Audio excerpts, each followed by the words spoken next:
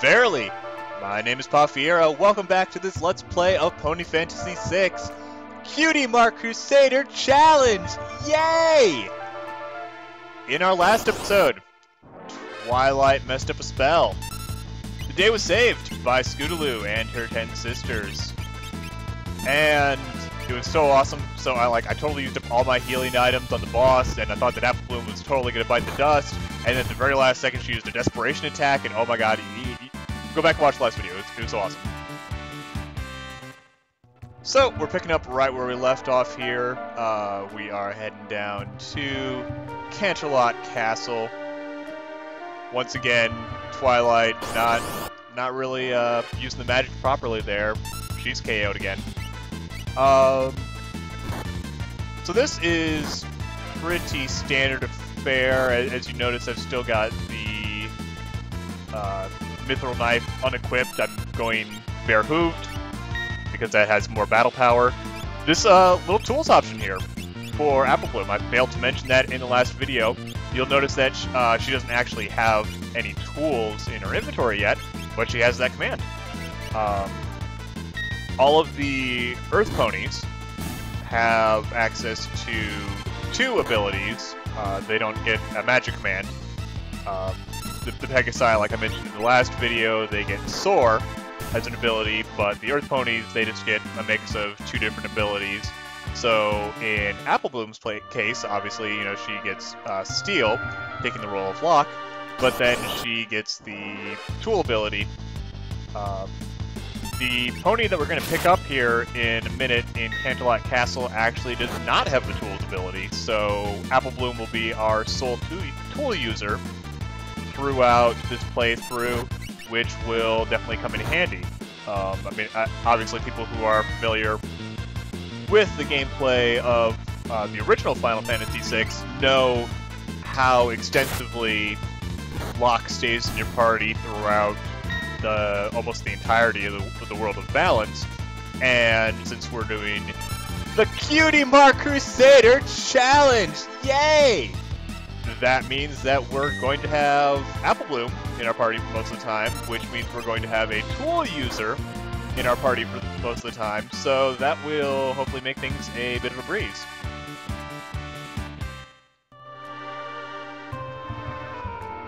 Of course, we'll need to actually get to the castle, which we're doing right now, so we can pick her up a couple of tools and round out her abilities. Which is not to say that I'm hating on Locke or anything. He is, in fact, Locke is my favorite Final Fantasy character. So, considering that I've already played through the game, actually, jabbering away here, forgetting to actually go buy some stuff. So we do not need to buy the auto crossbow, just like in the normal game. That's going to come as soon as this next party member joins, even though Bloom is our tool user. It makes sense. Shut up. I'm just going to pick up the Noise Blaster and the Bio Blaster. Pick up the chests in here as well. Grab some more items from the other side.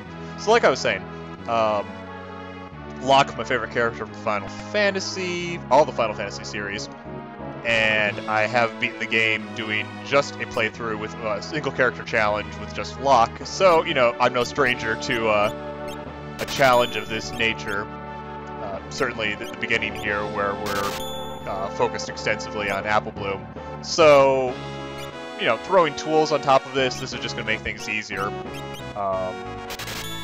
You know, frankly, you know, I'm well aware of all of Locke's strengths of, like, you know, the Valiant Knife and the Drainer and all those combos, so I could care less, but, you know, whatever.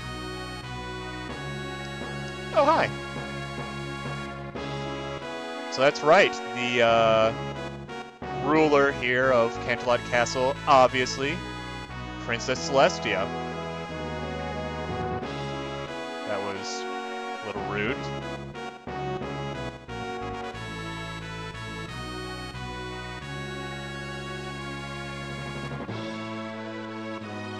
A hypnotizing grace that few ponies can resist, yes.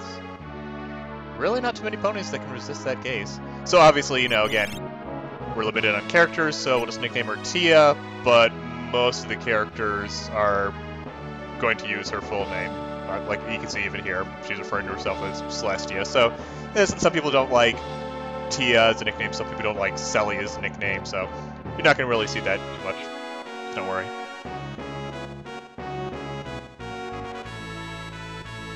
And then there were two. Touching reunion here between teacher and student.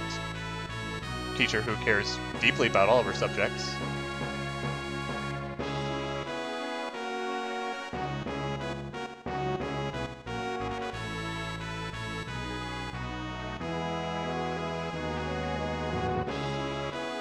It is kind of funny they changed the context of this encounter quite a bit.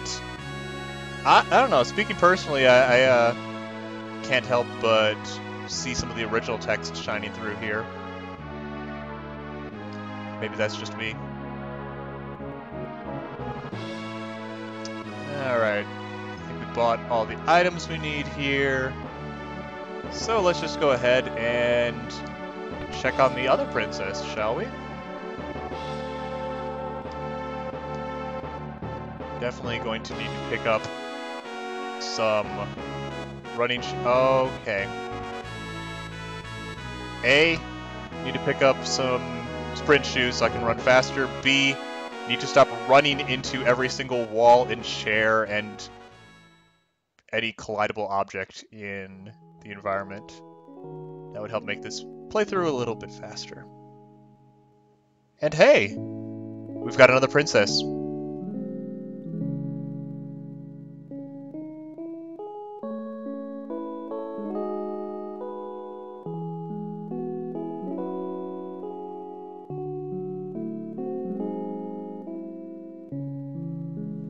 So obviously, if Celestia is going to play the role of Edgar, then Luna, of course, will take the place of Sabin. But she'll join our party in a little bit here. In the meantime, we'll take care of the action here in Canterlot. Need to talk to this little filly. True. That is very true.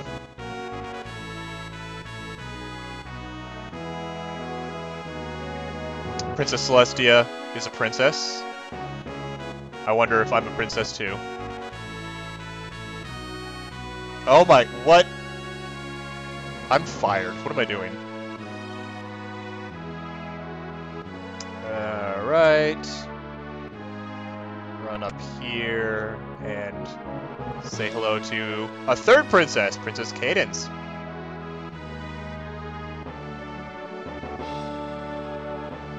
Who will then proceed out of my way. So good at walking.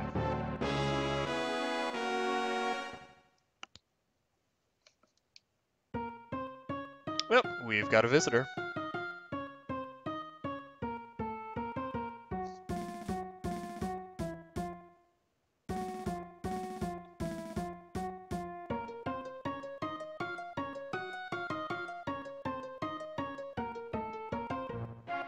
I've never actually seen the term gentle mares before.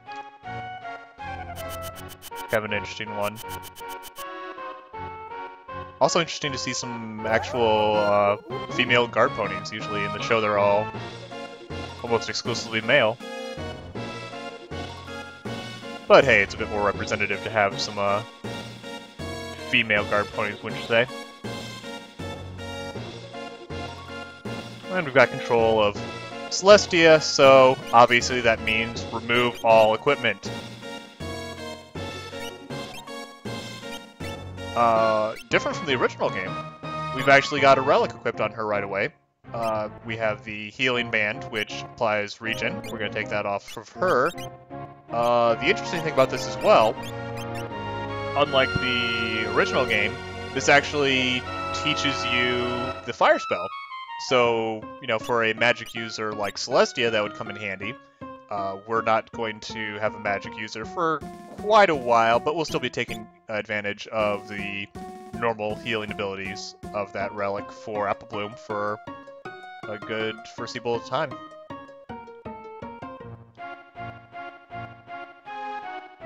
Oh, makes sense. What fun is there in making sense?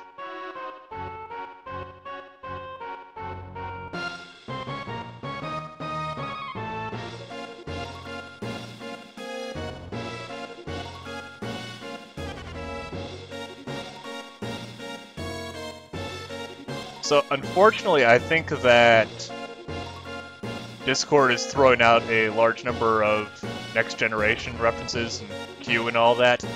I'm showing my lack of street cred here. I am missing some of these references. I need to hand in my nerd card. There was a nice reference there to the elements of harmony and the element of honesty, though. I caught that reference. I'm not completely useless here, given the voiceover.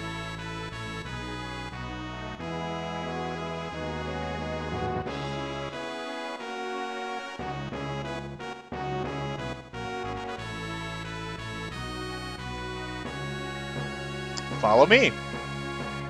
And of course, by follow me, I mean I'm gonna walk in front of you. And by I'm gonna walk in front of you, I mean that somehow Apple Bloom's gonna get in front, and I don't even know.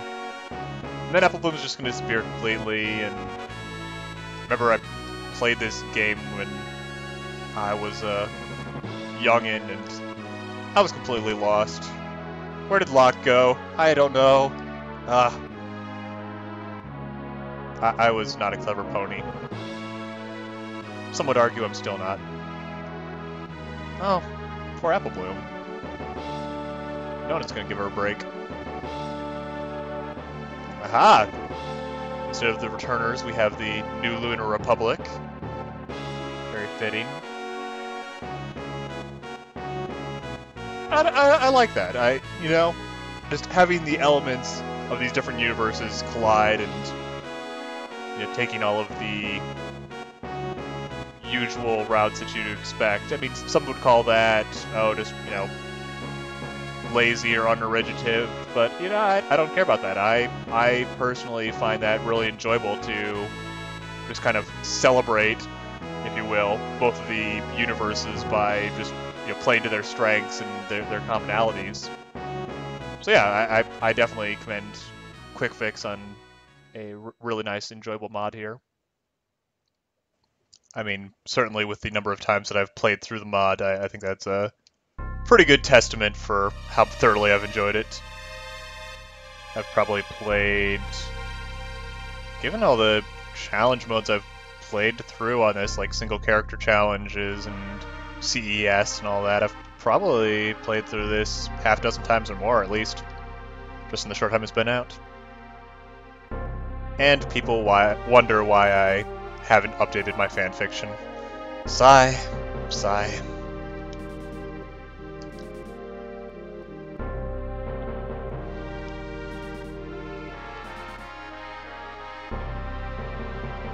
Well, we're not going to have any of that.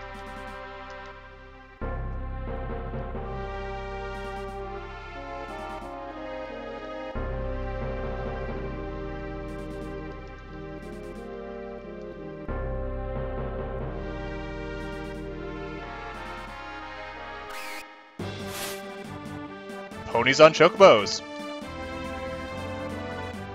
I mean, this is a Final Fantasy crossover, so it does make sense that there'd be chocobos, and it'd be hard to code around this scene. It's a little strange, I have to admit, seeing ponies actually on chocobos when they could just be galloping by themselves. Yeah? Yeah.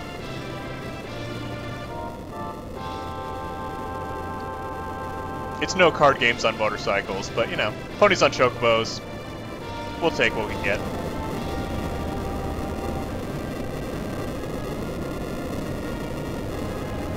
And there goes Canterlot Castle. Not exactly going to see something like that in the show.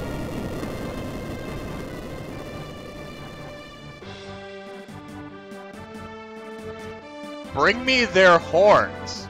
Well, you're certainly not going to see something like that in the show either. Yeah. Happy little Let's Play game that's probably rated E or something like that. And, oh, suddenly mutilation. Okay. Don't have Apple Bloom in the proper row. Okay, fix that.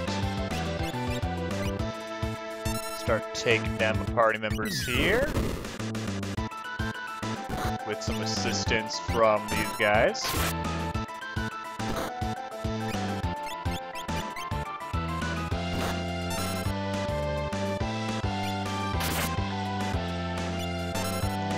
Let's see. Oop, where are my red delicious?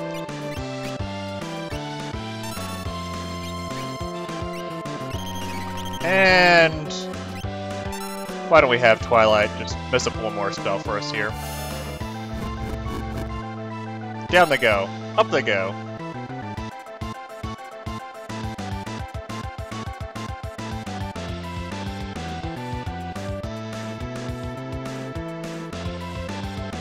So, strangely enough, Princess Celestia, Raiser of the Sun, Alicorn, quite mystified by magic in this universe. Magic?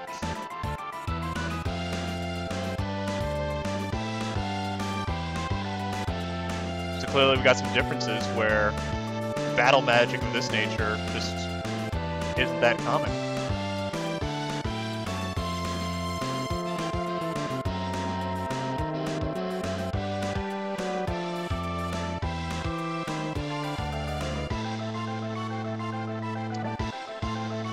Twilight uses Wink on Princess Celestia. It's super effective. And up they go, and down they go.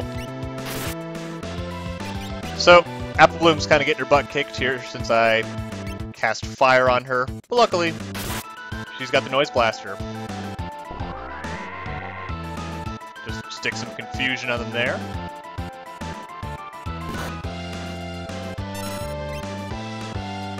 And luckily, that little tech laser there is not going to remove the confusion effect, so we can just keep on blasting them here. They'll hit themselves with tech laser. And this should be a pretty quick fight, I think.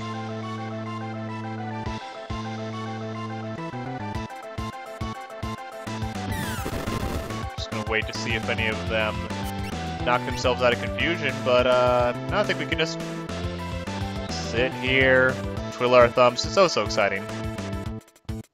Truly exciting.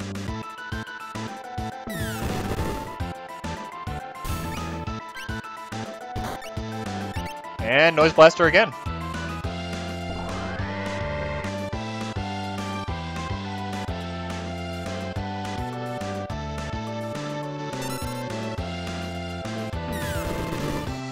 Well, after that truly exciting fight to the death against the Marshal, I'm willing to take a fight against these Magitech armor where I do basically nothing. That's... it seems like an even enough trade. Son of a sea pony.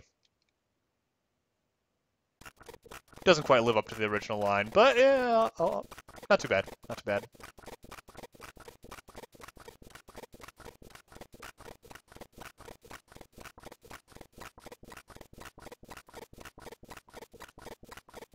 So the motivation here of the new Lunar Republic is still pretty similar. We've got a Mare in charge here rather than Bannon, but still need magic.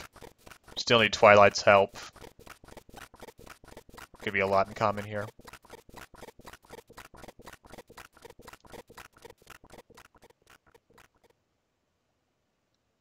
And obviously, Twilight has her reservations, but not only is she opposed to all of the killing and fighting, but she has a lot to learn about friendship as well.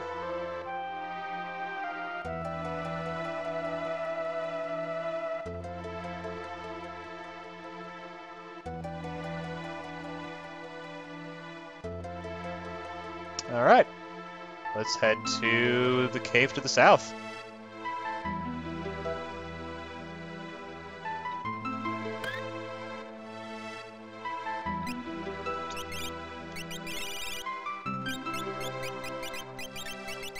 And get Bloom a little healed up there after that last fight.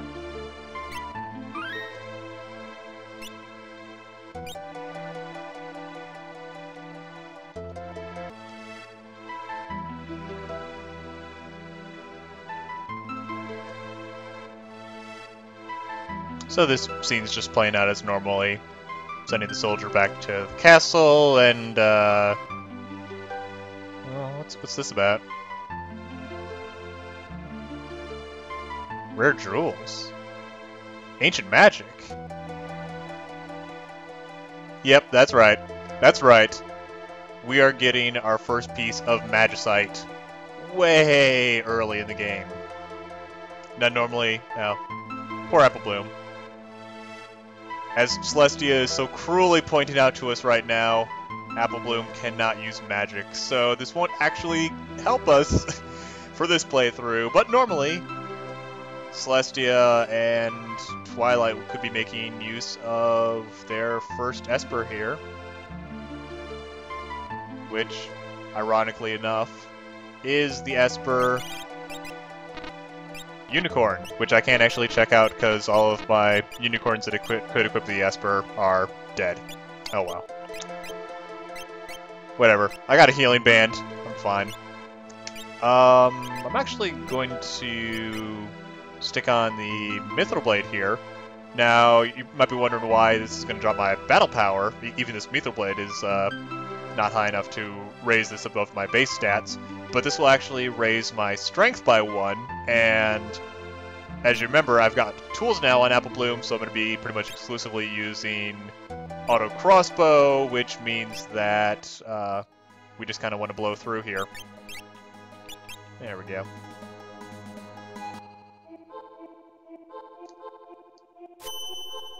Yep, well, that automatically made us heal up to full.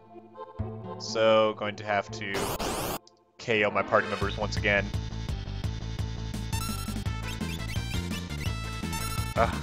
Why won't you stay down?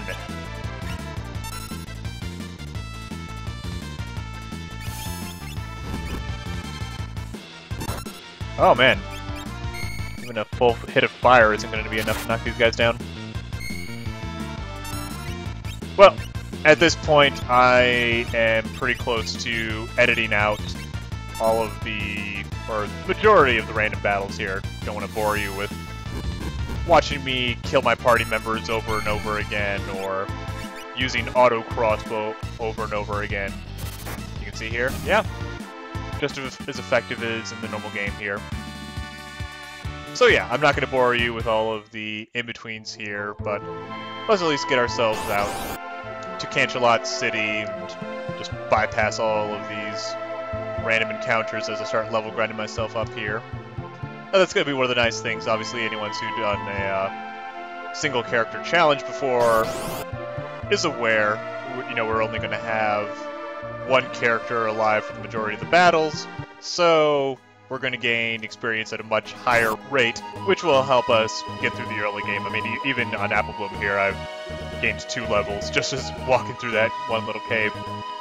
So I think this is a good point to call it for today. Next time we'll pick up with Canterlot City and heading through the mountains to the east. Until next time, this is Pafira, signing off.